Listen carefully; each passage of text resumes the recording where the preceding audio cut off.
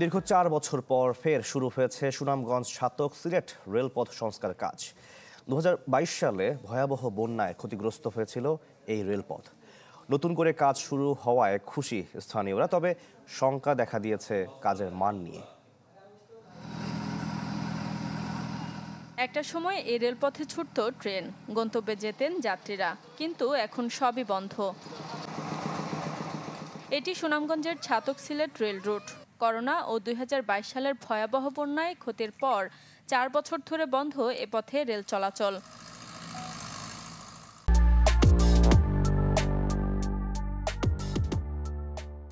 অনেক আলোচনার পর চলতি বছরের ফেব্রুয়ারিতে নতুন করে সংস্কার কাজ শুরু হয়েছে। তবে স্থানীয়দের অভিযোগ রয়েছে কাজের মান ও ধীর গতিতে।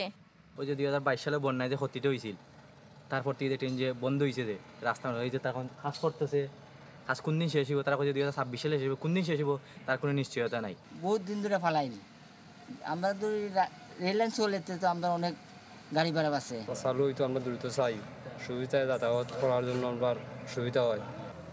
যদিও নির্ধারিত সময়ে কাজ শেষ করে রেল চলাচল শুরুর আশ্বাস দিয়েছে রেল কর্তৃপক্ষ।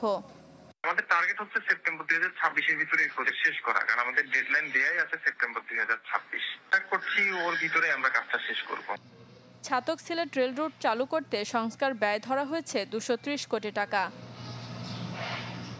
Desk report, channel 24।